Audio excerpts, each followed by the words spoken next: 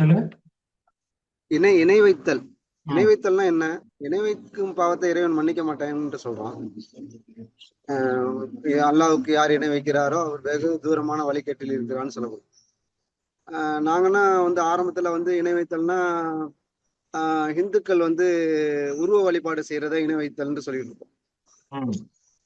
ஆஹ் அப்புறம் முஸ்லிம்கள்லயே இந்த தர்காக்கு போறது, அந்த மாதிரி வழிபாடு பண்றவங்களை இணை வைத்தல்னு சொல்லிட்டு இருந்தோம். இப்போ அதனால இணை வைத்தல்னா மன்னிக்க மாட்டேன்னு சொல்றதுக்கு அந்த இணை வைத்தல்னா என்னங்கிறது விளங்கணும்ல. அப்பதானே அதுல இருந்து விளக்க முடியும். அப்போ எதை பத்தி சொல்லப்பட்டிருக்கு, இணை வைத்தல்னா என்னங்கிறது ஒரு விளக்கம். அல்லாஹுக்கு இணை வைத்தல் இல்லையா? அவனை தவிர இல்லை அல்லாஹ். அதாவது ஒன்று அர்த்தம். அவன் ஒருவனே அப்படின்னா ஒரு எண்ணத்திற்கு வந்து விடுங்கள், நல்ல எண்ணத்திற்கு வந்து விடுங்கள், அதை தவிர இல்லை. நல்ல எண்ணம், அந்த எண்ணத்திற்கு வாருங்கள், அதை தவிர இல்லை. உங்களுக்கு வரக்கூடிய அந்த எண்ணம், அதை பிரித்து அறிந்து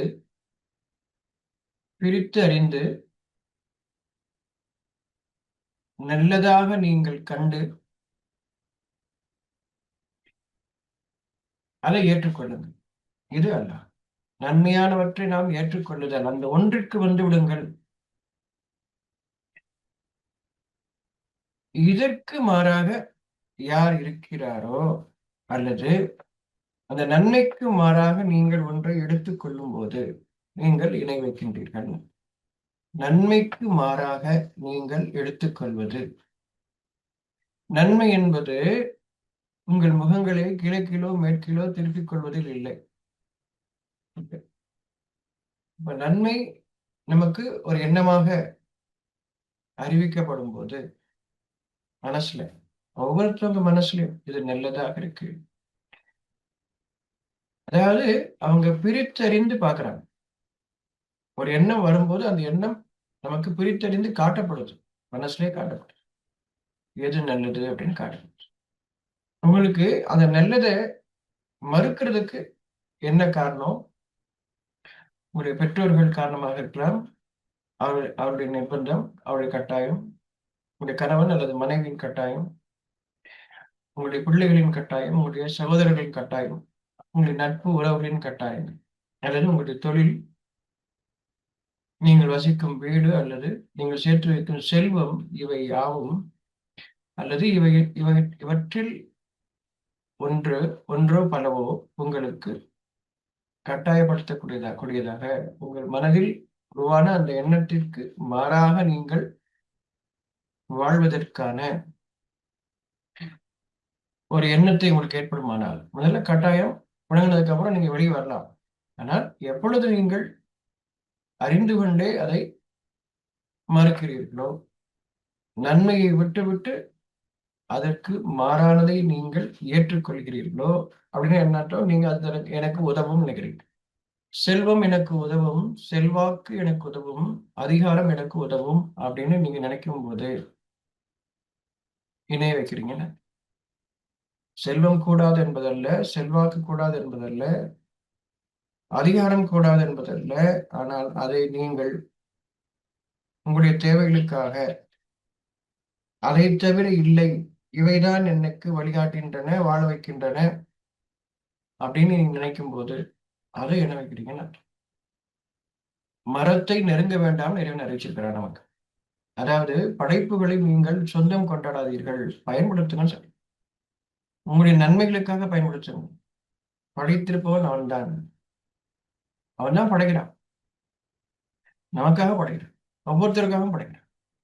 சொந்தம் கொண்டாடாதீங்க, நான் உங்களுக்கு கொடுத்திருக்கின்றேன். அதே போல அடுத்தவங்களுக்கு கொடுத்ததையும் நீங்க பார்க்காதீங்க. ஏன் இதெல்லாம் அப்படின்னா, நான் உங்களுக்கு உங்கள் தேவைகளை அறிந்து, உங்கள் தேவைகளை அறிவிப்பவனும் நான் தான், அதை நிறைவேற்றுவனும் நான் தான். அப்படிங்கும்போது நீங்க இது இல்லை, எனக்கு இது இருந்தா போதும் அப்படின்னு இப்ப இணை வைக்கிறான். அவற்றை இணை வைக்கின்றோம். இறைவன் தேவையில்லை அப்படின்னு என்ன அர்த்தம்? அந்த ஒரு எண்ணம் நல்லது தேவையில்லைன்னு அர்த்தம். நல்லதுதான், ஆனா தேவையில்லை. எனக்கு இது போதும், நான் இதை கொண்டு வாழ்ந்துருவேன் எண்ணம் வந்துருச்சுன்னு அர்த்தம். செல்வம், செல்வாக்கு, அதிகாரம் உங்களை உங்கள் இறைவனிடமிருந்து விளக்கக்கூடியதாக அறிந்தும் நீங்கள் அதை விரும்ப விரும்புறீங்க அப்படின்னா என்ன வைக்கிறீங்கன்னு அர்த்தம். பெருமை கொள்றீங்கன்னு அர்த்தம். பெருமை கூடாது என்று அறிவிக்கப்பட்டிருக்க, ஏன் கூடாது? நமக்கு ஆகாது, நாம் தவறி விடுவோம், அதன் காரணமாக பெருமை கூடாது. புகழ் யாவும் அவனுக்கு நன்மைக்கு, நான் அல்ல. நல்லது என்னன்னு எனக்கு அறிவிக்கப்படுது, நான் செய்வதல்ல. அந்த நல்லதை நான் பின்பற்றணும், அவ்வளவு. இறைவனை பின்பற்ற. இதை விட்டுவிட்டோம். எதுக்காக இதை விடுறோம்? எனக்கும் புகழ் வேண்டும், எனக்கும் பெருமை உண்டு அப்படின்னு நினைக்கும் போதெல்லாம் நாம் இணை வைக்கின்றோம். பணியுடையவர்களாக இறைவன் இருக்கும்படி அறிவிக்கின்றான். யாருக்கு? தன் இறைவனின் கட்டளைக்கு பணியுடையவர்களாக நம்ம இருக்கணும்னு அறிவிக்கின்றான். யார் அதற்கு மாறாக பெருமை கொண்டவனாக யார் இருக்கிறாரோ அவர் ஒவ்வொருவரும் இணை வைத்தவர்களாக இருக்கிறார்கள். மறைவானது மனதிற்கு அறிவிக்கின்றான், அகிலங்களை படைத்திருக்கின்றான் நம்முடைய தேவைகளுக்காக. ஆனால் மறைவானவற்றில் அவன் அறிவிக்க அதன்படி வாழுங்கள். கொடுத்தலிருந்து கொடுன்னு சொல்றான். அப்ப அவனுடைய கட்டளையை நம்ம பின்பற்றோம். நான் கொடுக்குறேங்கிற எண்ணம் வரும்போதே அங்கே நீங்க அதற்கு உரியவர்களாக உங்களை ஆக்கிக் கொண்டீர்கள், அதை இணைவேற்று வாழ்கிறீர்கள். மனிதர்களை செல்வாக்குன்னு என்ன? மனிதர்கள் எனக்காக இருக்கிறாங்க, இது செல்வாக்கு. அதிகாரம், அதே மனிதர்களின் படை பலத்தை கொண்டு, அந்த படையை கொண்டு நீங்கள் மற்ற மனிதர்களை அதிகாரம் செய்யக்கூடியவர்களாக நீங்கள் ஆகும்போது அதுவும் இணைவேற்றான். அது எனக்கு போதும், இதை கொண்டு நான் வாழ்ந்து விடுவேன் நினைப்பு வரும்போதெல்லாம் நாம் இணைவச்சார். ஒரு அதிகாரி அதிகாரியாகவோ அல்லது ஒரு ஆட்சியாளராகவோ நீங்கள் இருக்கும் பொழுது, உங்கள் இறைவனுக்கு பணிந்தவர்களாக நீங்கள் இருந்தால் இதிலிருந்து விடுபடுவீர்கள். மனிதர்களுக்கு நன்மை செய்யுமாறு நீங்கள் ஏவுவீர்கள், நீங்களும் நன்மையிலிருந்து நன்மை செய்யுமாறு ஏவுவீர்கள். நல்லதுல நீங்களே இருப்பீங்க, மனுஷங்களை நல்லது செய்யறதுக்காக அவங்களுக்கும் எடுத்து சொல்லக்கூடியவங்களா இருப்பீங்க. நல்லது நீங்க எந்த ஒன்று செய்யும் போதும் அது உங்களுடையதான் ஆக்கிக்க மாட்டீங்க. இறைவனுடைய அருள், அதை பெருமையாகவும் நீங்க அதை பெருமைப்படுத்தணும்னு விரும்ப மாட்டீங்க, உங்களை புகழணும்னு விரும்ப மாட்டீங்க. இறைவனுடைய காரியம் நிகழ்ந்திருக்குங்கிற எண்ணத்தோட நீங்க அடுத்த அடுத்த காரியத்துக்கு போயிருவீங்க. அதுல நிக்க மாட்டேன், உங்களை பெருமைப்படுத்தணும்னு நிக்க மாட்டேன். பெருமை இல்லை, பெருமை இறைவனுக்குரியது, நல்லது எல்லாமே அவனுக்குரியதுங்கிற எண்ணத்தோட நம்ம வாழும் போதெல்லாம் இறைவனுக்கு பணிந்தவர்களாக நம்ம இருக்கிறோம். இறைவனுக்கு பணிந்தவர்களாக நம்ம இருக்கிறோம். இல்லைன்னா என்ன வச்சிருக்க, நான் இறைவன் சொல்றீங்கன்னு அர்த்தம். வானங்களும் பூமியும் இடையில் உள்ள யாவும் இறைவனுடையது, என்னுடையதுங்கிற எண்ணம் நம்ம வரும்போது இணை வைக்கிறோம். இதுல யார் விடுபட்டு இருக்கா? ஏதாவது எந்த சமுதாயம், எந்த ஒரு சமுதாயமும் இதில் விடுபட்டு இருக்கா? ஒவ்வொரு மனிதனும் ஏன் நமக்கு புத்தகம் கொடுத்திருக்கான்? புத்தகங்களை, அந்த புத்தகத்தை படித்து சிந்தித்து நான் இணை வைத்து விடாமல் என் இறைவன் இருக்கின்றான்ங்கிற அந்த அச்சத்தோட உள்ளச்சத்தோட. எதுக்கு இறைவனுக்கு தேவைப்படுறான்? ஏன் தேவைப்படுறான்? அதாவது அந்த நல்ல எண்ணம் தான் நமக்கு வேணும், அதை தவிர கூடாதுன்னு அர்த்தம். இறைவன் சொல்லும் போது நல்ல எண்ணத்தோடு நான் வாழ வேண்டும், அதற்கு வழிகாட்டுவதற்காக. ஏன் அந்த நல்ல எண்ணம் வேணும்? அந்த நல்ல எண்ணம் இல்லை அப்படின்னா என் மனமும் உடலும் பாழாகும், பாழாகும், பாழாகும், பாழாகி விடும், கெட்டு போயிடும். நல்ல எண்ணம் வேணும். அப்படிதான் நம்ம படைக்கப்பட்டிருக்கோம், நம்ம ஒவ்வொருத்தரும். அந்த நல்லெண்ணத்தை விட்டுட்டு இன்னொன்னுக்கு வர்றீங்க, அதான் இணைவது. உங்களை நீங்கள் கடவுளாக, இறைவனாக நீங்கள் ஆக்கிக் கொள்கிறீர்கள், ஏதோ ஒரு வகையில ஆக்கிக்கிறீங்க. இறைவனுடைய கருணையின் காரணமாக நம்ம வாழ்ந்துட்டே இருக்கோம். நமக்கு அவகாசம் கொடுக்கப்படுது. அவகாசம் முடிவதற்குள் யார் ஒருவர் திருந்திக் கொள்கிறாரோ அவர்களுக்கு கவலை இல்லை, பயம் இல்லை. அவங்க நினைவை பிளந்து விளக்கணுங்கிறதுக்காக இறைவன் உதவி தேடுறாங்க. புகழ் ஒரு போதை, பெருமை ஒரு போதை. இறைவனுடைய உதவி கொண்டுதான் நம்ம அதில் விடுபடணும். பணிவு பணிவு நமக்கு அதை கொண்டு வந்து சேர்க்கும். இப்ப பணிவு வர்றதுக்காக தான் அவன் நோய் வறுமையை கொண்டு வர்றான். வறுமைன்னு சொன்னா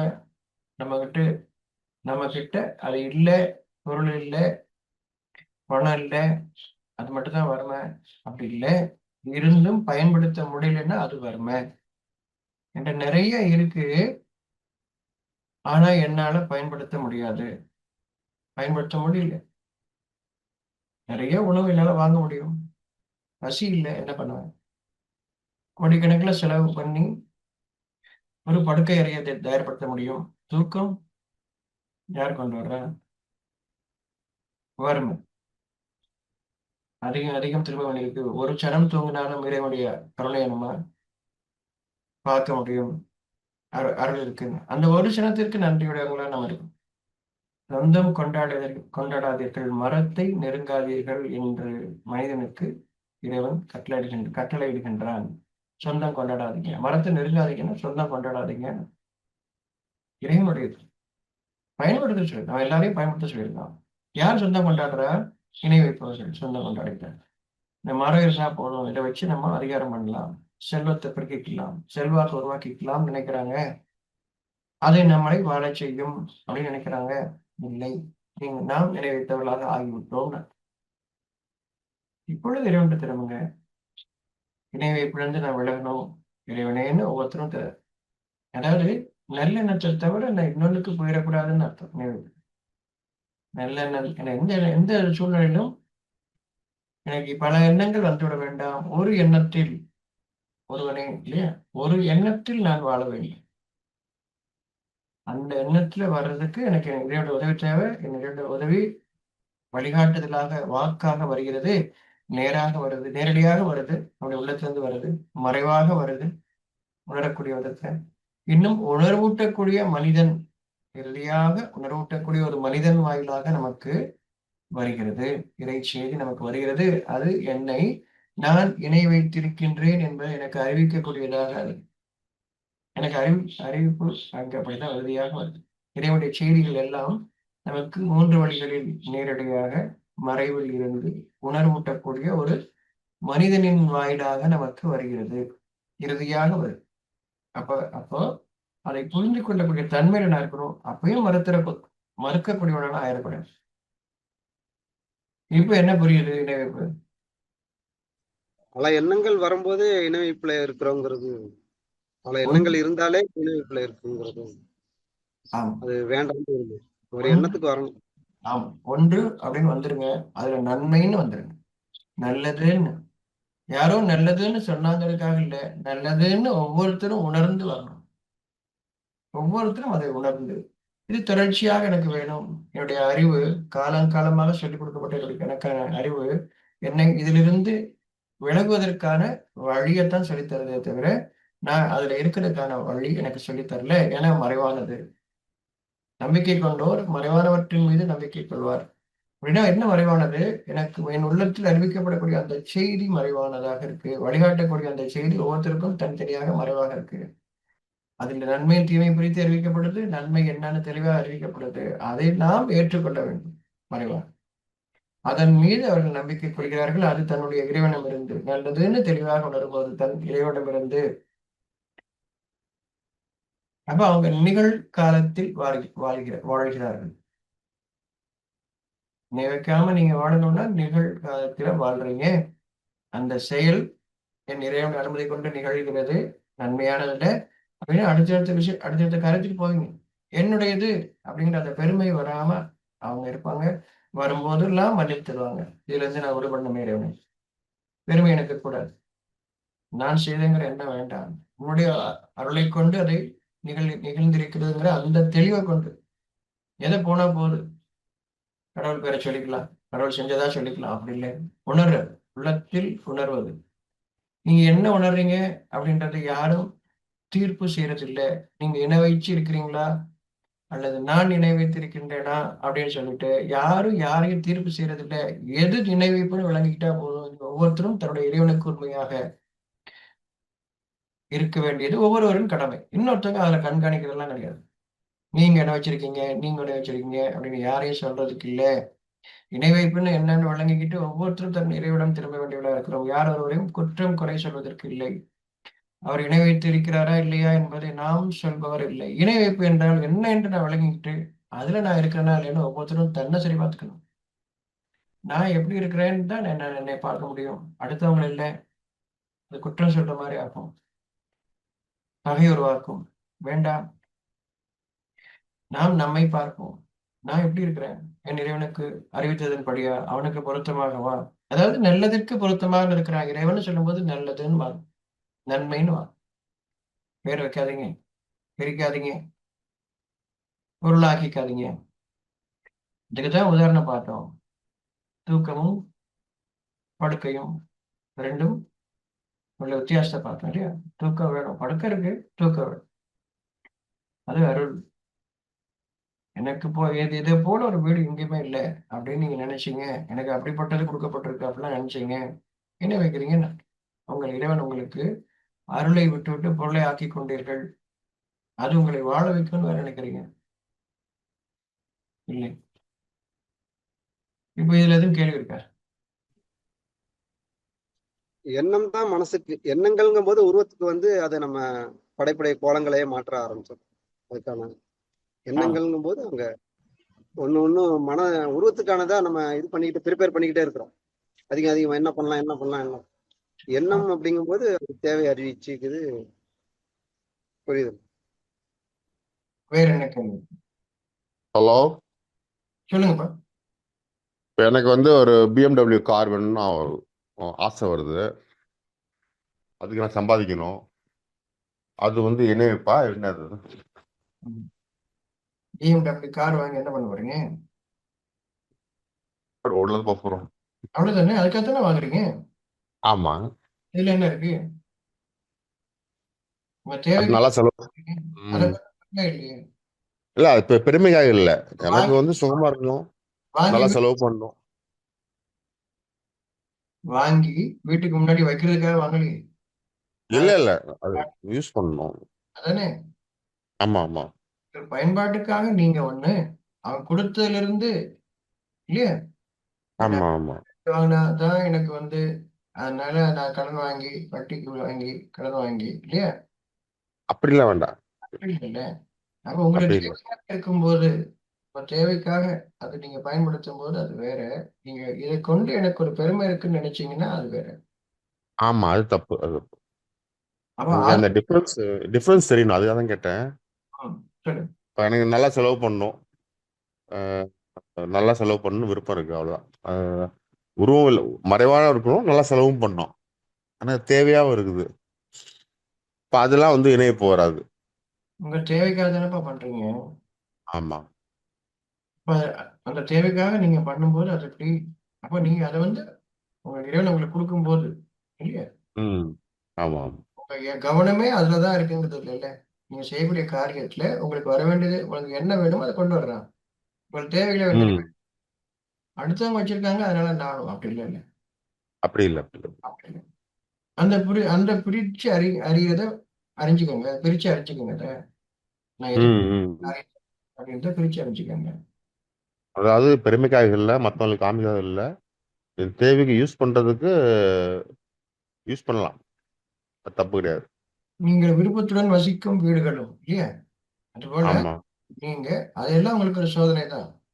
இவை இறைவனையும் அவருடைய பாதையில் அறப்போர் புரிவதையும் இல்லையா, ம் நியாயத்தோட ம் வாழ்வதையும், அவருடைய பாதையில் உங்களை வழிகாட்டக்கூடிய அவனுடைய அடியாரையும் விட நீங்கள் இதை பிரியமையா பிரிய பிரியமானதாக நீங்கள் நேசிப்பீர்களானால், இறைவன் சொல்றான், அவனுடைய கட்டளை வருவதை காத்திருங்கள். சரியா? எந்த ஒன்றின் இறைவனை, இந்த நன்மையை விட்டு விட்டு வேற எந்த ஒன்றின் மீதும், இறைவனின் மீதும்னா ஒரு ஒன்றின் மீதும், நன்மையின் மீதும், நன்மையின் பாதையில் உங்களை வழிகாட்டக்கூடிய அவனுடைய அடியாரின் மீதும், அவர்கள் காட்டக்கூடிய அந்த பாதையில் நீங்கள் செல்வதை விட்டும் இவை உங்களுக்கு பிரியமானதாக இருக்குமானால், இறைவன் சொல்றான், அவனுடைய கட்டளை வருவதை காத்திருங்கள். சரியா? அதை நீங்க ஒருத்தரும் தனித்தனியா பார்த்துக்கோங்க. என்ன எண்ணத்துக்காக நான் ஒரு காரியம் செஞ்சுட்டு இருக்கேன், எதற்காக இதை நான் வைத்துக் கொண்டிருக்கின்றேன் அப்படிங்கிற அதை ஒவ்வொருத்தரும் பார்த்துக்கோங்க. அப்போ எண்ணெய் வைப்பு தான் சோதனை வரும். இந்த செய்த காரியத்துல எண்ணெய் வைப்பு இருந்ததுன்னா சோதனை வரும். பெருமை கொள் நன்மையா தான் சோதனை. அதை கொண்டு நீங்கள் பெருமை கொள்கிறீர்கள் அர்த்தம். ஆமா. சரியா? புரியுது. உங்கள் பயன்பாட்டுக்கு நீங்கள் இறைவன் வானங்களையும் பூமியும் படைத்திருப்பதே உங்களுடைய தேவைகளுக்காகத்தான். ஆனால் என்ன சொல்லாதீங்க.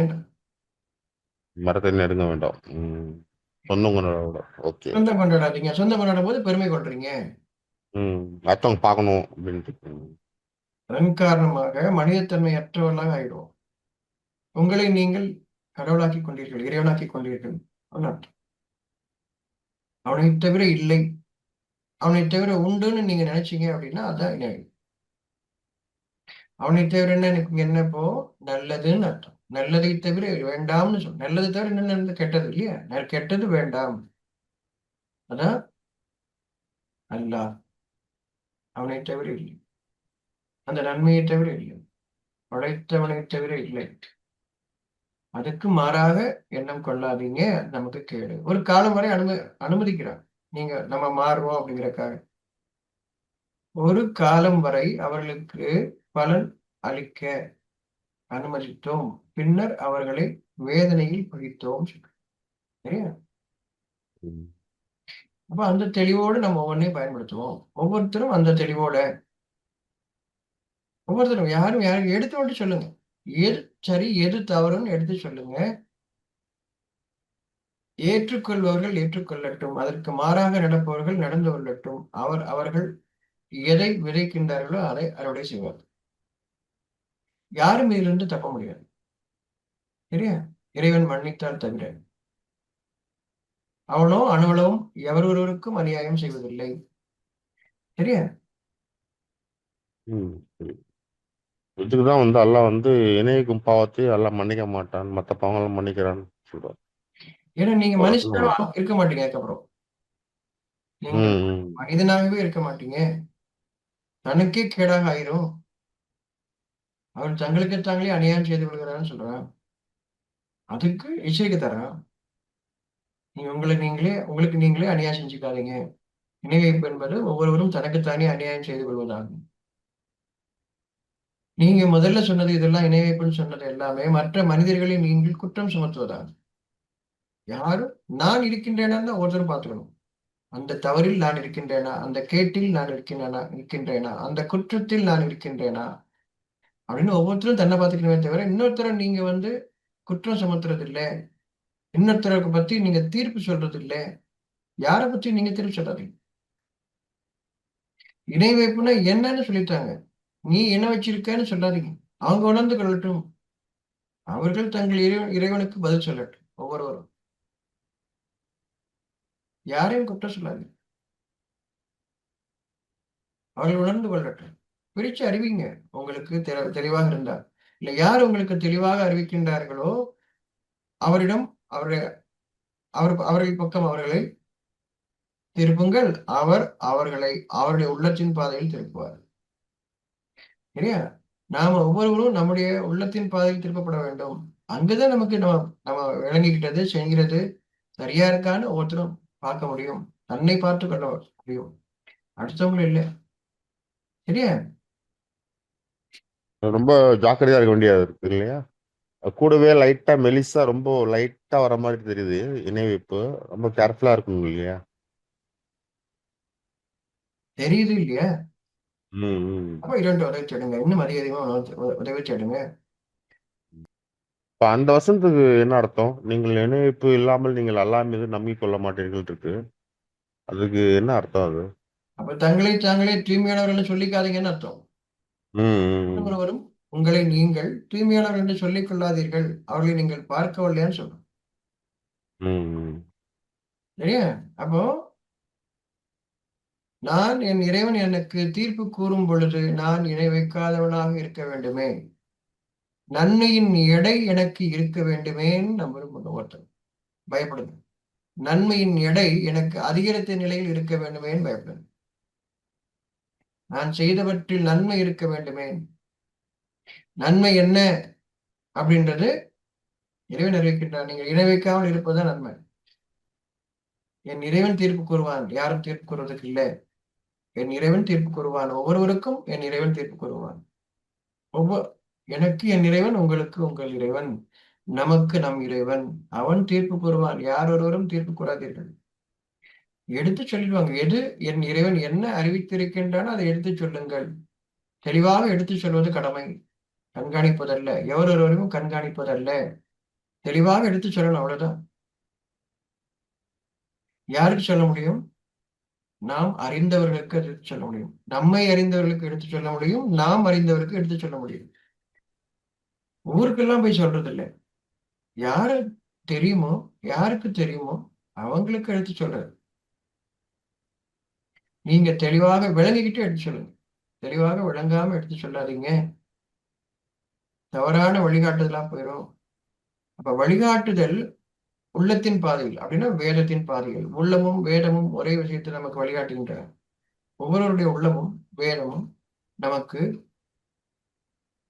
நமக்கான நன்மையை பற்றி அறிவிக்கின்றன. அப்ப வேதம் படிக்கிறோம் அப்படின்னா நமக்கான நன்மையை, நமக்கு வழிகாட்டக்கூடியதை நாம் படித்துக் கொண்டிருக்கிறோம். அதுல இருந்து புரிதல், அந்த புரிதலுக்கு நமக்கு வழிகாட்டக்கூடியவர் இருக்கிறார்கள். எல்லா காலங்களிலும் இருக்கிறார்கள். அவர்கள் நமக்கு அதன் விளக்கத்தை, அதாவது நம்ம உள்ளத்தின் பாதையில் திருப்பும் பொழுது உள்ளம் அறிவிப்பதும் அவர் சொல்வதும் சரியாக இருக்கிறது, ஏற்றுக்கொள்ளக்கூடியது. அப்போ இணைப்பு இல்லைன்னா மனசுல வாழ்ற மாதிரி ஒரு ஃபீலிங் வருது. அது கரெக்டு தானே? ஆமா, மனசுல வாழ்றீங்க அப்படின்னா பெருமை கொள்ளாம வாழ்றீங்க. நான்கிற எண்ணம் இல்லாம வாழ்றீங்க. நான் எப்ப ம். சொல்லுவோம்? கெட்டதுக்கு யாராவது சொல்லுவாங்களா? நான் நல்லதுதான் சொல்லுவீங்க. ஆனா நன்மை யாவும் இறைவனுடையது இல்ல. அப்ப நான் ஆமா. எப்ப சொல்றீங்களோ நீங்க என்ன வச்சிருக்கீங்கன்னு அர்த்தம். நல்லது நடக்கும்போது என் இறைவனுடைய உதவின்னு நினைக்கிறீங்களா? நான் என்ன ம். நினைக்கிறீங்களா? நான் என்னதுன்னு வரும்போது நீங்க என்ன வச்சிருக்கீங்கன்னு அர்த்தம். என் இறைவன் கொடுத்த அருள்னு என்ன வருதா? என் இறைவனுடையதுங்கிறது வருதா? இல்ல நான் செஞ்சே அந்த நல்லதெல்லாம் அப்படின்னு நினைக்கிறீங்களா? நிச்சயமா இறைவன் தான் வருது. அதனால அதை யார் இறைவன் தான். உள்ளத்துல உணர்றீங்களோ, ம். ம். வெளியில நீங்க வாயில சொல்லலாம். எல்லாம் என் இறைவனுடையது, எல்லா புகழும் இறைவனுக்கு, எல்லாம் சொல்லலாம் நீங்க. மனசுல ம். என்னவாக இருக்கிறீங்க? அது இறைவன் மட்டும்தான் அறிவான். அதுக்கு பயப்படுங்க. என் மனசுல என்ன இருக்குன்னு எனக்கு தெரியும். அதற்கு மாறானதாக ஒண்ணு காட்டிக்க வேண்டாம். இறைவன் அறிவான். உள்ளத்தில் இருப்பது, உங்கள் மனதில் இருப்பதை அவன் அறியக்கூடியவனாக இருக்கிறான். அதற்கு பயப்படுங்க. நம்ம வெளியே சொல்லலாம், மற்ற மனிதருக்கு காட்டலாம். என் மனதில் எந்த நன்மை கூறினேனோ அந்த நன்மையில் நான் இருக்கிறேனா என்பதை இறைவன் அறிவான். என்னை படைத்தவன் அறிவான். அதனால நம்ம யார் ஒருத்தரையும் எந்த குற்றமும் சொல்ல வேண்டாம். நாம் அந்த குற்றவாளிகளாகவும் இருக்க வேண்டாம். மனதில் ஒன்றும் புறத்தில் ஒன்றும். அதாவது மனதில் என்னதுன்னு என்ன இருக்கு, ஆனா வெளியே சொல்லும்போது இறைவனுடையன்னு சொல்லுவோம். இதை இறைவன் அறிவான். புரிஞ்சுக்கணும். நீங்களும் அறிவீர்கள், இறைவனும் அறிவான். அதுக்குத்தான் நமக்கு பலன். அதுதான் நிலையான பலன். அப்படிப்பட்ட பலன் நமக்கு எந்த அளவுக்கு இருக்கு அது தெரியாது. என் இறைவன் எனக்கு தீர்ப்பு கூறும்போது தெரியும். அதுல நன்மையின் எடை அதிகமாக இருக்க வேண்டுமே, அதுதான் லட்சியம். நன்மையின் எடை எனக்கு அதிகமாக இருக்க வேண்டுமே, இந்த உள்ளட்சியம், அதுதான் உள்ளட்சியம். ஒவ்வொருவரும் மனதில் சரியா? இப்ப என்ன கேள்வி இருக்கு? ம். புரியுது. அதாவது தீமை தான் நம்மளால பண்ண முடியும். ஆனா நன்மை எல்லாம் இறைவனிடமிருந்து வருதுன்னு நல்லா தெரியுது. ஆமா. அதனால சொந்த கொண்டாடாதீங்க. நல்லது ம். நிகழும் போது நீங்க அங்க இருக்கிறீங்க. ஆனா நான்கு எண்ணம் இல்லாம இருப்பீங்க. அவ்வளவுதான். நல்லபடியா நடந்திருக்குப்பா அப்படிங்கிற எண்ணம் தான் நீங்க இறைவனுடைய காரியமாக அதை சொல்றீங்கன்னு அர்த்தம். நான் இல்ல, நமக்கு எல்லாத்துக்கும் நல்லது நடந்திருக்குன்னு சொல்றீங்களே தவிர நான் நல்லது செஞ்சிருக்கேன். ம். இறைவனுடைய உதவி நமக்கு வந்திருக்கு அப்படின்னு உணர்வோம். நான் பண்ணேன், எல்லாரும் என்னை பாராட்டணும், அது என்னெல்லாம் இருக்காது. நீங்க காரியத்தை செஞ்சுட்டு போயிட்டு இருப்பீங்க, உங்க வேலையை பார்த்துட்டு, அடுத்த வேலையை பார்த்துட்டு. சரியா? இது புரியுது. நம்ம ஆபீஸ்ல ஒர்க் பண்ணி பழக்கமாயிடுச்சு இல்லையா? ம். இதெல்லாம் வந்து நல்ல ஒர்க் பண்ணா எல்லாம் பெருமை கொண்டாடுறது, பாராட்டுறது. அது வந்து ரொம்ப நாளா இருந்து அப்படி பழகிடுச்சு. ம். அதுலேருந்து வெளியே வரணும். அதான் விருப்பமா இருக்கு. நான் இது பண்ணேன், நான் தான் முடிச்சேன். இந்த நான்லாம் ரொம்ப பழகிடுச்சு அது. அது வேண்டாம். ம். அப்போ இணைப்பு இல்லைன்னா வந்து எந்த எந்த அறிவும் எந்த கிடையாது, எல்லாம் இறைவன் கொடுத்ததுன்னு வரும். அப்படி நம்ம வந்து விசாலமா இருப்போம். அறிவு கொடுக்க மற்றவங்களுக்கு கற்றுக் கொடுக்கறது நம்ம விசாலமா இருப்போம். அடுத்தது செலவு செய்வோம். ஆமா. ம். இறைவனுடையதுங்கிற எண்ணம் வரும்போது கஞ்சத்தனம் இருக்காது. ம். உள்ளேயும் இருக்காது, வெளியும் இருக்காது. என்னுடையதுங்கிற எண்ணம் வரும்போது கஞ்சத்தனம் இருக்கும். ஆனா கஞ்சத்தனம் இல்லாத மாதிரி காட்டிப்பீங்க. ம். பெருமைக்காக மட்டும்தான் செலவு பண்ணுவீங்க. ஒரு பொருள் கொடுத்தா கூட அது மற்றவர்களுக்கு காணும்படிதான் செய்வீங்க. பார்க்குற மாதிரி தான் செய்வீங்க. ம். ம். காட்டிக்கிறதுக்காக செய்வீங்க. நம்மளை நமக்கு நல்லறிவு வேண்டும். இறைவனிடம் நாம் திரும்ப வேண்டும். சரியா? ம். ம்.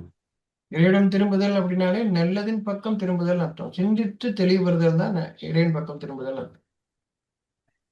சரியா? வேற என்ன கேள்வி?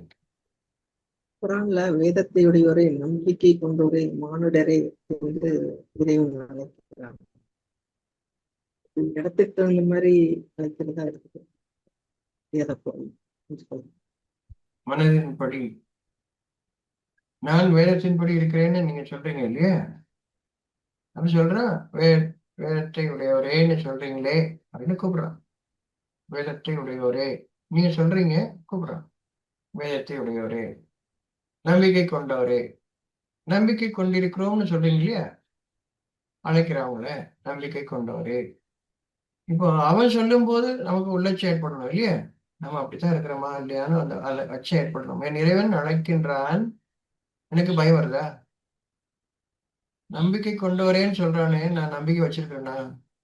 நல்லதின் மீது நம்பிக்கை வச்சிருக்கிறேனா?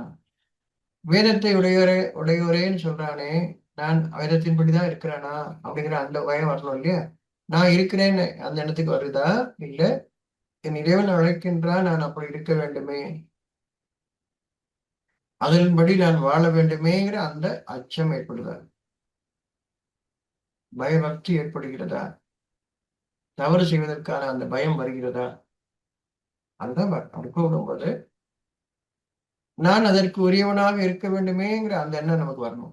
என் இறைவன் அழைக்கும் போது எதை கொண்டு அழைக்கின்றானோ அதன்படி நான் இருக்க வேண்டுமே. நன்மையில் அவன் அழைக்கும் போது எங்கேயுமே நிராகரிப்பவர்களையும் சொல்ல, நிராகரிப்போர் இருக்கிறார்கள். நிராகரிப்பவரேன்னு யாரையும் கூப்பிடல, நம்பிக்கை கொண்டவரேன்னு சொல்றான். அப்ப நம்பிக்கை கொண்டவரேன்னு கூப்பிடும்போது நான் அப்படி இருக்கணுமேங்கிற அச்சம் வருதா? அதான் மட்டும்தான். நான் அப்படி இருக்கணுமே, அந்த அழைப்புக்குரியவனாக நான் இருக்கணுமே, என் இறைவன் என்னை அழைக்கின்றான் அப்படின்னா என்ன சொல்றான்? அது மாதிரி இருன்னு சொல்றான்னு அர்த்தம். நம்பிக்கை கொண்டவரேன்னு சொல்லும்போது நம்பிக்கை கொண்டவங்களாக இருங்கன்னு சொல்றான்னு அர்த்தம். வேதத்தை உடையவரேன்னு சொல்லும்போது வேதத்தை உடையவர்களாக, வேதத்தின்படி வாழ விரும்புவர்களாக, அந்த உண்மையை ஏற்றுக்கொண்டவர்களாக, அதன்படி வாழ தன் இறைவனிடமே திரும்பியவர்களாக இருங்கள்னு அர்த்தம். நான் இருக்கிறேன்ல, இருக்கிறதுக்கு என் இறைவனோட உதவி வேண்டுமே, நான் அவங்க திரும்புறேன். நினைவுபடுத்த என் இறைவன் எனக்கு நினைவுபடுத்துகின்றான். தெரியுமா?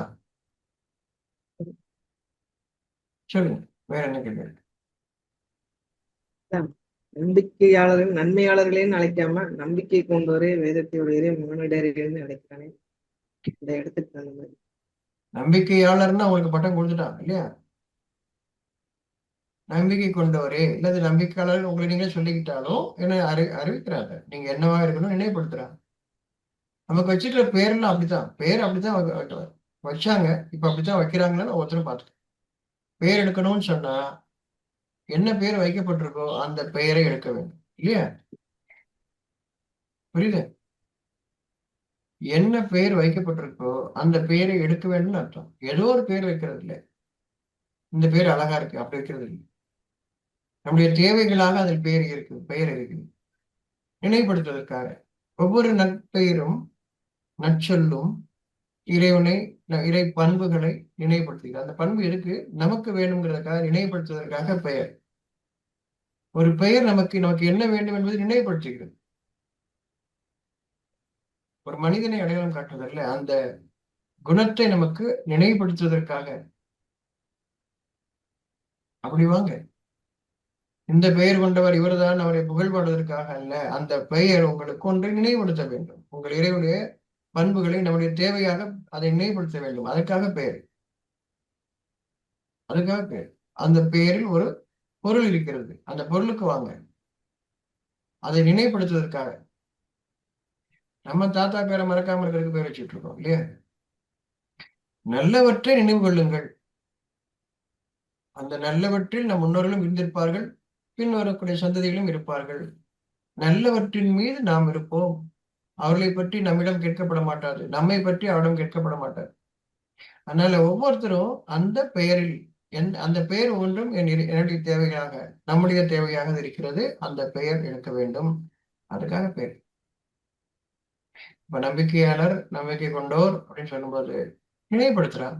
நம்பிக்கையாளராக இருக்கணும்னு விரும்புங்க, நம்பிக்கை கொண்டவராக இருக்கணும்னு விரும்புங்க அப்படின்னு நினைவுபடுத்துறான். அது நமக்கு வேணும், மறந்துட்டா நினைவுபடுத்துவதற்காக நினைவுபடுத்துறா. நமக்கு நிறைய மறதி இருக்கு. நல்லதெல்லாம் மறந்துடும், கெட்டதெல்லாம் ஞாபகம் இருக்கும். அதனால நினைவுபடுத்திட்டே இருக்கிறான். சரியா? நமக்கு ஒரு கார்டு தர்றாங்க. ஒவ்வொரு நாட்டிலையும் அவங்க ஒரு கார்டு வச்சிருக்காங்க, ஐடென்டிட்டி கார்டு. எதுக்கு? ஒவ்வொருத்தரும் தேடி தேடி தேடி நல்லது செய்யறதுக்கா? ஒவ்வொருத்தருக்கும் ஒவ்வொரு கார்டு தர்றாங்களே, அந்த கார்டு உங்களுக்கு தர்றதுக்கு ஒவ்வொரு நாட்டிலையும் ஒவ்வொரு ஊர்லயும் ஒவ்வொரு கார்டு தர்றாங்க. ஐடி கேட்டா ஐடி கார்டுன்றீங்க. அந்த கார்டு உங்களுக்கு கொடுத்துருக்குது உங்களை கண்டுபிடிச்சு உங்களுக்கு நல்லது செய்யறதுக்கா? ஆனால் இறைவன் நமக்கு பெயர் கொடுத்திருப்பது அதை பெயரை நினைவு கொள்வதற்காக, நன்மையை நாம் சம்பாதிப்பதற்காக. நாம் ஒவ்வொருவரும் நன்மையை சம்பாதிப்பதற்காக பெயர் கொடுத்திருக்காரு. பெயர் வைக்கிறோம். நம்ம எந்த ஒன்றிற்கும் ஒரு பெயர், அவனை நினைவு கூறுவதற்காக, அவருள்ள நன்மைகளை நினைவு கூறுவதற்காக. நல்லது ஒவ்வொன்றிலும் அவன் படைத்த யாவற்றிலும் நல்லது இருக்கிறது. அந்த நல்லதை நினைவுபடுத்துவதற்காக ஒரு பெயர், அதோடைய பண்புக்காக ஒரு பெயர். அவருள்ள நன்மைகளை அதை சொல்லும் போது உங்களுக்கு அந்த நல்லது நினைவுக்கு வரும். அந்த நல்லது உங்களுக்கு நினைவு வரணும். அப்படி பெயர் சொல்லப்படும் போது அந்த நல்லது நினைவுக்கு வர்றதற்காக பெயர் வைக்கப்படுது. இறைவனை நம்முடைய தேவையாக, அதாவது இறைவன் சொன்னாலே நல்லதுன்னு அர்த்தம். நல்லதை நினைவுபடுத்துவதற்காக ஒரு சொல் உருவாகிறது. நம்ம எப்படி பயன்படுத்துறோம்னு நம்ம ஒவ்வொருத்தரும் தன்னை பாருங்க. எந்த அளவுக்கு இணை வச்சு வாழ்ந்துட்டு இருக்கோம், அர்த்தம் புரியாம வாழ்ந்துட்டு இருக்கோம்னு பாருங்க. எந்த பொருளும் புரியாமல் வாழ்ந்து கொண்டிருக்கிறத பாருங்க. அப்ப எனக்கு ஒன்று புரிய வேண்டுமே, என் இறைவனோட உதவி தேவை. நம்ம பிரிஞ்செல்லாம் கிடக்கும், பேரை கொண்டு பிரிஞ்செல்லாம் கிடக்கும். என்னன்னே புரியாம வச்சிருக்கிற பேருக்கு அர்த்தமும் புரியலையே நமக்கு. என் இறைவனை நினைவுபடுத்த வேண்டும், நல்லவற்றை எனக்கு நினைவுபடுத்த வேண்டும். அதற்காக நம்ம அடையாளமா வச்சுக்கிட்டு என்ன செய்யறோம்? அடையாளம் கொடுக்குறோம் எல்லாத்துக்கும். எதுக்காக? நல்லது செய்யறதுக்காக அடையாளம் கொடுக்குறோம். உள்ளத்தின் பாதை திரும்புங்கள், நன்மையாவும் நம் இறைவனம் இருந்து. சரியா?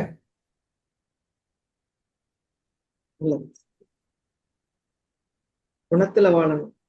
பெயர் அதுக்காக தான் பெயர். அந்த பெயர்ல என்ன பெருமை? பெருமையை அந்த பெயர் எடுக்கணும் இல்லையா? அந்த பெயர் எடுக்கும் போது என்ன பண்றோம்? நினைவுபடுத்துறோம்னு அர்த்தம். மனிதர்களுக்கு நினைவுபடுத்துறோம். நீங்க வாழும் போதுதான் நினைவுபடுத்த முடியும். பெரும்பாலும் எல்லாரும் எல்லா நிலையிலும் நினைவு நாள் கொண்டாடுவதன் காரணமாக சமாதி வழிபாடு தான் எல்லாரும் செய்யறாங்க. இறந்தவற்றை வழிபடக்கூடியவர்களாக தான் எல்லாருமே. ஒவ்வொரு நாளும் புதியதாக படைக்கின்றான். நீங்க பின்னாடி போயிடுறீங்க. 30 வருஷத்துக்கு முன்னாடி நான் பிறந்தேன், 40 வருஷம் முன்னாடி பிறந்தேன், 10 நாளைக்கு முன்னாடி பிறந்தேன், அப்படி போயிடுறீங்க. அந்த கொண்டாட்டம், இந்த கொண்டாட்டம், 3ஆம் நாள் கொண்டாட்டம், 10ஆம் நாள் கொண்டாட்டம், 16ஆம் நாள் கொண்டாட்டம்னு நீங்க நினைவு நாள்கள்ல இருக்கிறீங்க. வாழ்ற நாள்ல உங்களை ஒவ்வொரு நாளும் வாழ வைக்கும் போது அது புதிய நாள். அந்த நாள் மறக்க முடியாத நாள் தான் ஒவ்வொரு நாளும். ஆனால் அப்ப எல்லாத்தையும் ஞாபகம் வைக்கிறது இல்லைல்ல, எனக்கு தேவையில்லை. ஒவ்வொரு நாளும் உங்களுக்கு புதிதாக படைக்கும் பொழுது எதுக்கு நினைவு கொள்றீங்க? அப்படி நினைவு வர்றது நல்லது, நினைவு வரணுமே. ஒவ்வொரு நாளும் இறைவன் படைக்கின்றார். ஒவ்வொரு நாளும் நீங்க புதியதாக இருங்க. ஏன் நினைவு போறீங்க? நம்முடைய பிரச்சனைகள் எல்லாம் நினைவு நாள் காரணமாக. நீங்க நினைவுபடுத்தி வஞ்சகத்தையும் துரோகத்தையும் போட்டியும் பொறாமையும் வளர்க்குறீங்களே தவிர நல்லதை வளர்க்கறது இல்லை. நல்லதை வளர்க்கணும்னா நீங்க நிகழ் காலத்துல இருக்கணும். நிகழக்கூடிய இந்த காலத்தில் நம்ம இருக்கணும். நல்ல எண்ணத்தோட வாழணும். இணை வைக்காம வாழணும்னு அர்த்தம். நல்ல எண்ணத்தோட வாழணும். நீங்க நிகழ்காலத்தில் இருந்தா மட்டும்தான் அது சாத்தியம். எல்லாருக்கும் புகழ் அவ்வளவு பிடித்தமா இருக்கு. பெருமைப்படுத்தணும். எல்லாரும் எல்லாரையும் பெருமைப்படுத்தணும்னு விரும்புறாங்க. ஆனால் இறைவன் அறிவிக்கின்றான், உங்களுக்கு ஆகாது. பெருமை உங்களுக்கு ஆகாது. புகழ் உங்களுக்கு ஆகாதுன்றான். உங்களை தாழ்த்தி விடும்ன்றான். அதற்குரியவர்கள் இல்லை. ஏன் இல்லைன்னா அது என்னை தாழ்த்திடும். அதன் காரணமாக அது வேண்டாம். புகழ் அவனுக்குத்தான். நன்மையா, ஏன்னா நல்லது எல்லாமே அவனுடையது. நம்மளால அதை கெடுத்துக்க வேண்டாம் முடியும். அதனால நீங்க உங்களை நன்மைகளை பாழாக்கிக்காதீங்கன்ற. சரியா? சொல்லுங்கம்மா.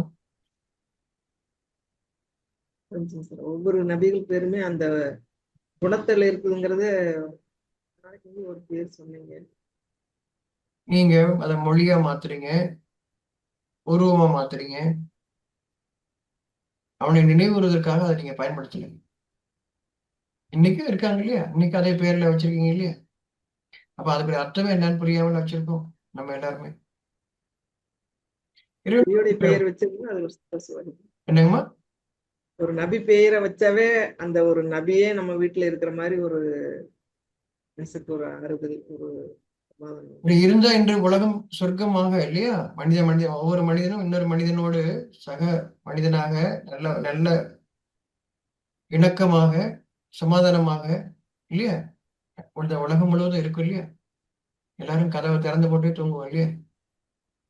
யாரும் யாருடைய பொருள் எடுக்க மாட்டாங்களே. அப்படி ஒரு காலம் வரணும். நம்ம இருப்போம்னு மட்டும் இருங்க. இறைவன் அறிவான். சரியா?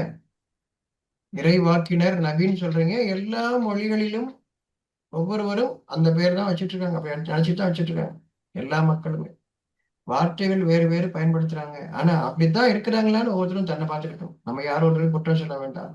நாம் அப்படி இருக்கிறோமா? இறைவனை நினைவுபடுத்தக்கூடியதாக இருக்கிறோமா? அதை பாருங்க. நம்ம யாரொருத்தரும் குற்றம் சொல்ல வேண்டாம். நான் என் இறைவனுடைய வழிகாட்டில். அப்ப எப்போ இறைவன் வழிகாட்ட போக முடியல? எனக்கு புரிஞ்சாதானமா போக முடியும். எனக்கு புரியவே இல்லை. புரியவே கூடாதுன்னு வச்சிருந்தா எப்படி? இதை புரிஞ்சுக்க கூடாது, புரியாம பின்பற்றணும் அப்படின்னு சொன்னா எப்படி புரியாம பின்பற்றணும்? என்ன? ஒரு புழு கூட தான் என்ன செய்யறதுன்னு தெரியாது. அது செஞ்சுக்கிட்டே இருக்காது. தெரிஞ்சுதான் செய்யுது. எதுவுமே தெரியாம நான் வாழணும்னா என்னவாக நான் இருக்கிறேன்? ஒழுங்குக்கு வந்துடணும். ஒழுக்கம் தானா வந்து. அதனால உள்ளத்தின் பாதையை திரும்புவோம், அது இறைவனின் பாதை. ஒவ்வொருவரும் தன்னுடைய உள்ளத்தின் பாதையில் திரும்புவோம், அது இறைவனின் பாதை. சரியா? வேற சொல்லு. வேற என்ன கேள்வி? சார், சொல்லுங்கம்மா. 4:129 என்னம்மா கேள்வி? அதுல எவ்வளவு விரும்பினாலும் பெண்டிரிடையே நீங்கள் நீதியாக நடந்து கொள்வது சாத்தியம் பற்றி. அதாவது எந்த ரெண்டு பெண்ணுக்கு இடையிலும் நீங்கள் நீதியா நடக்க முடியாது அப்படின்னு சொல்றான். அதனால ஒருத்தர் பக்கம் சாஞ்சி இன்னொருத்தவங்களை விட்டுறாதீங்கன்றான். நீங்கள் எவ்வளவுதான் விரும்பினாலும் பெண்டிரிடையே நீங்கள் நீதியாக நடந்து கொள்வது சாத்தியமில்லை. சரியா?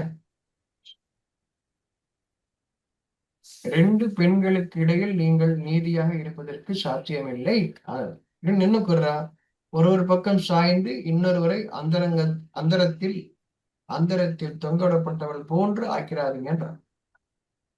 அவர் இருவரையுமே எந்த அளவுக்கு உங்களுக்கு நியாயமாக நடந்து கொள்ள முடியுமோ நியாயமாக நடந்துட்டு வாங்க. சரியா? சமரசமா இருங்க. அதாவது ஒரு கேடு நிகழ்ந்துட வேண்டாம் எண்ணத்தோட. சரியா? ரெண்டு பெண்ணை உதாரணத்துக்கு தாயும் உண்டு மனைவியும் உண்டு. ரெண்டு பெண்கள் இல்லையா? தாயும் உண்டு சகோதரியும் உண்டு. சகோதரி உண்டு மனைவி உண்டு. எந்த ரெண்டு பெண்களுக்கு இடையேயும் நீங்கள் நியாயமாக நடந்து கொள்ள, நீதியாக நடந்து கொள்ள அப்படிங்கும்போது என்ன சொல்றான்? யாரோ ஒருத்தர் பக்கம் சாஞ்சி இன்னொருத்தவங்களை விட்டுறாதீங்க. ம். சமரசமா சமாதானத்தை பேணிக்கொள்ளுங்க. நம்ம என்ன இப்ப எப்படி இல்ல உள்ளத்தின் பாதையில திரும்பினா மட்டும்தான் அது சாத்தியம். எல்லாமே என் இறைவனுடையதுங்கிற எண்ணத்தோட, அப்ப நல்ல எண்ணத்தோட நம்ம இருக்கணுங்கிற அதுக்கு வந்தா மட்டும்தான் இது வந்து சாத்தியம். இல்லைன்னா அவங்ககிட்ட குறை இருந்துகிட்டே தான் இருக்கும். அதனால நீங்கள் உங்கள் இறைவனை திருப்திப்படுத்துங்க. உங்கள் இறைவனுக்கு ம். பொருத்தமாக வாழ்வதற்கான வழியை தருங்க. அதுக்குள்ள அவங்க எல்லாம் அடங்குவாங்க. எல்லாரும் அடங்குவாங்க. எல்லா விஷயமும் அடங்கும். நான் என் இறைவனுக்கு பொருத்தமாக அப்படின்னு என்ன அர்த்தம்? நன்மை எந்த அளவுக்கு நான் தெளிவா இருக்கிறனோ நன்மையில, அந்த நன்மையில நான் வாழணும்னு விரும்புங்க. இறைவன் நம்மை பாதுகாப்பான். அவர்களுக்கும் சமரசத்தோடு சமாதானத்தோடு வாழக்கூடிய அந்த நல்லறிவு அவர்களுக்கும். சரியா? சரி. யாரும் ஒரு பக்கம் ஒருத்தவங்க பக்கம் திரும்பி இன்னொருத்தவங்களை விட்டுறாதீங்கன்னு சொல்றாரு. ம். அதான் அதுல வந்து நமக்கு முக்கிய பாடம் அது. சரி, அந்தந்த சூழல்ல வரும்போது நமக்கு இன்னும் தெளிவாக இப்ப நம்ம அதை புரிஞ்சுக்க வேண்டியது, ஒருத்தவங்க பக்கம் சாஞ்சு இன்னொருத்தவங்களை அந்த இடத்துல விட்டுறாதீங்க. இது வழிகாட்டுறா நமக்கு. சரியா? சரி. வேற என்ன கேள்வி சொல்லுங்கம்மா. மனிதனுக்கும் அவன் இதயத்திற்கும் இடையே அல்லாஹ் ஆதிக்கம் செலுத்துகிறான் அப்படிங்கிறது எனக்கு எப்படி புரிஞ்சுக்கிறது? மனதின் மீது ஆதிக்கம் இறைவனுக்கு மட்டும்தான் புரியுங்க. உங்க மனசு மேல நம்ம மனசு மேல நமக்கே ஆதிக்கம் இல்லை. ம். ஏன்? 8:24 அதாவது மனிதனுக்கும் அவனுடைய இதயத்திற்கும் நடுவே அப்படின்னு இருக்கு. ம் மனிதனோட இப்ப நன்மையை மனிதன் நாடும்போது அவன் இதயத்தை விசாலமாக்குறது ம் அப்படி புரிஞ்சுக்கலாமா? உங்களுக்கு உயிரளிக்கக்கூடிய காரியத்திற்கு அல்லாஹ்வும் அவனது தூதரும் உங்களை அழைத்தால் அவனுக்கு பதிலளிப்பீராக. மேலும் மனிதனுக்கும் அவனது இதயத்திற்கும் இடையில் அல்லாஹ் ஆதிக்கம் செலுத்துகிறான் என்பதையும் அவனிடமே நீங்கள் ஒன்று சேர்க்கப்படுவீர் என்பதையும் அறிந்து கொள்வீராக. உயிரளிக்கக்கூடிய காரியத்தின் பால் அழைத்தால் இறைவனுடைய செய்தி நேரடியாக மறைவிலிருந்து உணர்வூட்டக்கூடிய ஒரு மனிதன் வாயிலாக வரும் பொழுது அது உங்களுக்கு உயிரளிக்கக்கூடியதாக இருக்கிறது. அது நமக்கு உயிரளிக்கக்கூடிய காரியமாக இருக்கிறது. அதற்கு பதிலளிப்பீராக சொல்லும். பதிலளிங்க, மறுத்துறாதீங்க. மறுத்தா என்ன வச்சுக்கீங்க? உங்களுக்கு நமக்கு உயிரளிக்கக்கூடிய அந்த காரியத்தின் பால் அவர்கள் அழைத்தால் பதிலளியுங்கள். இப்ப அறிவிக்கிறா, மனிதனுக்கும் அவருடைய இதயத்திற்கும் இடையே அவன் ஆதிக்கம் செலுத்துகின்றான் அப்படின்னா என்ன அர்த்தம்? நன்மைதான் ஆதிக்கம் செலுத்தும், கெட்டது ஆதிக்கம் செலுத்தாதுன்னு அர்த்தம். மனசுக்கும் அவனுக்கும் அவனுடைய இதயத்திற்கும் இல்லையா? மனிதனுக்கும் அவனுடைய இதயத்திற்கும் இடையே நல்லது அவன்கிட்ட இருந்து மட்டும்தான். அவன் தான் அதிகம் செலுத்துறான். நல்லதும் அதிகம் செலுத்தும், கெட்டது அதிகம் செலுத்தாது அப்படின்னா உங்களுடைய இதயம் மூடப்பட்டுருச்சுன்னு அர்த்தம். கெட்டது வந்தா இதயம் மூடப்பட்டுருச்சுன்னு அர்த்தம். விளங்காத ஒண்ணு. ஏன் உனக்கு விளங்கலையான்னு இயங்கிக்கிறோம். அப்போ இதயத்தில் நன்மை வந்தால் அது ஏற்றுக்கொள்ளும். நன்மை அதான் ஆதிக்கம். இறைவனுடைய ஆதிக்கம் அவனது மனிதனுக்கும் அவனுடைய இதயத்திற்கும். நன்மை இறைவனிடமிருந்து இறைவன் ஆதிக்கம் செலுத்துகிறார்னா நன்மைதான் அங்கே ஆதிக்கம் செலுத்துகிறது. கெட்டது நீங்க கொண்டு வந்தீங்க அப்படின்னா இதயம் மூடிக்கொள்ளும். உங்களுடைய மனமானது மூடிக்கொள்ளும். கெட்டதை ஏற்றுக்க. இப்ப நீங்க முழுக்க உங்களுடைய உடலின் அடிப்படையில மூளையின் அடிப்படையில் தான் நீங்க வேலை செய்யறவங்களா ஆயிடுவீங்க. அல்லது சொல்லிக் கொடுத்தது செய்யறவங்களா ஆயிடுவீங்க. சிந்தித்து செயல்பட சொல்லிக் கொடுத்தது செய்யறவங்களா ஆயிடுவீங்க. மனதின் மீது ஆதிக்கத்தின் பக்கம் திருப்புறாங்க, நல்லதின் பக்கம் திருப்புறாங்க. யார் திருப்புறாங்க? உங்களுடைய இறைவனும் அவருடைய அடியாரும். அவங்க எதை கொண்டு அழைக்கிறாங்க? இறைவனுடைய செய்தி கொண்டு இறைவனுடைய செய்தி நேரடியாக வருது. உணர்வூட்டக்கூடிய ஒரு மனிதன் மூலமாக வரும் பொழுதும் அது இறை செய்தி. அதை பிரிச்சறிங்க. அது இறை செய்தி தானே. அதாவது இறை செய்தி என்ன? எனக்கு வழிகாட்டக்கூடிய நற்செய்தின்னு அர்த்தம். எனக்கு எச்சரிக்கை தரக்கூடிய நற்செய்தின்னு அர்த்தம். அது இறைவனிடமிருந்தும் அவருடைய அடியாரிடமிருந்தும் அவருடைய தூதர் அப்படின்னா நமக்கு மனதில் சமாதானம் ஏற்படுவதற்காக, நன்மை ஏற்படுவதற்காக வரக்கூடிய அந்த செய்தி அவரிடமிருந்து வந்தாலும் அது இறை செய்தி என்பதை அறிக. இப்ப சொல்றான், அந்த செய்தி தான் உங்களது இதயத்திற்கும் உங்களுக்கும் இடையே, உங்களுக்கும் இதயத்திற்கும், மனிதனுக்கும் அவருடைய இதயத்திற்கும் இடையே. அதாவது மனிதனுக்கு அவருடைய இதயத்தின் மீது ஆதிக்கம் நன்மையின் மீது அர்த்தம். எனக்கு நல்லது சொன்னாலே என் மனசு ஏத்துக்கும், கெட்டது ஏத்துக்காது. கெட்டது உங்க அறிவு வேணா ஏத்துக்கும், உங்க மூளை வேணா ஏத்துக்கும். நல்லதுன்னு சொன்னா அதை ஏத்துக்கும். ஆனா மனசு அப்படி இல்லை. மனதின் மீது ஆதிக்கம் இறைவனுக்கு இருக்கு. அதை கொடுக்கல. ஏன்னா என்னை பாதுகாக்க வேண்டும் என்பது எப்படி இறைவன் இருக்கின்றான். அதையும் மீறி நீங்க அவனுக்கு இணை வைக்கும் போது மூடப்பட்டதாக ஆகிறது, வேதனைக்குரியவர்களா நம்ம ஆயிரும். அவன் நல்லதுக்காக உங்களை கூப்பிடுறாங்க. இறைவனும் இறைவனுடைய அடியாரும் எதுக்காக கூப்பிடுறாங்க? நல்லதுக்காக. இறை செய்தி தான் அறிவிக்கிறாங்க. அடியாருடைய செய்தி எதுவுமே இல்லை, அது இறைவனுடைய செய்தி. அதனாலதான் எந்த இறை அடியாருடைய இறை அடியார்னு யாரு? நல்லதை எடுத்து சொல்றவங்க, கெட்டது நம்ம விட்டு விளக்குறவங்க. அவங்க தன்னுடைய செய்தியை சொல்லல. அதனால ஒவ்வொருத்தர் பேரை போட்டு அவர் சொன்னதுன்னு சொன்னதை தவிர்த்து கொள்ளுங்கள். நல்லது எல்லாம் இறைவனுடையது, இறை செய்தி, அவ்வளவுதான். அதனால எந்த இறை அடியாரி அவர்களுக்கு இடையே நீங்கள் வேற்றுமை பாராட்டாதீர்கள் சொல்றாங்க. ஏன்னா செய்தி என்னுடையது. இவர் சொன்னாரு, அவர் சொன்னாரு, இவர் ஒண்ணு சொன்னாரு, அவர் ஒண்ணு சொன்னாரு, அப்படி இருக்காது. நற்செய்தி யாவும் இறைவனுடையது. அதனால வேற்றுமை பாராட்டாதீங்க. அதனால அவங்க உங்களை அழைக்கும் போது நீங்கள் அவங்களை அடையாளம் கண்டு, அவங்க நல்லது நமக்கு எடுத்து சொல்றாங்க, எச்சரிக்கை தர்றாங்க, நன்மையின் பாதையில் எச்சரிக்கை தர்றாங்க அப்படின்னு உணரும் போது அவங்களுக்கு பதில் சொல்லுங்க. அவர்கள் அழைத்தால் அவர்களுக்கு பதில் அளிப்பீராக. சரியா? உங்களுக்கு உயிர் தரக்கூடிய காரியம் அது, உயிரளிக்கக்கூடிய காரியம். அதனால கூப்பிடுறாங்க அவங்க. அதனால அந்த பாதையில உங்களை திருப்புறாங்க. அதுக்கு பதில் சொல்லுங்க. உங்க மனசுக்கு அது தேவை. அதன் மீது ஆதிக்கம் படைத்தவன் அறிவிக்கின்றான், அதற்கு பதிலளியுங்கள் சொல்றான். சரியா? சரி. இறுதியாக நீங்கள் அங்கதான் திரும்பணும். எனக்கு மனசுக்கு அமைதி வேணுமே திரும்புறீங்க இல்லையா, அது இறைவன்கிட்ட திரும்புறீங்கன்னு அர்த்தம். என்ன காரியத்தில் நீங்க ஈடுபட்டாலும் இறுதியாக அங்கேதான் திரும்பணும். எனக்கு இப்ப அமைதி கிடைச்சா போதுமேன்னு. அதான் இறுதியாக இறைவன் பக்கம் திரும்புதல்.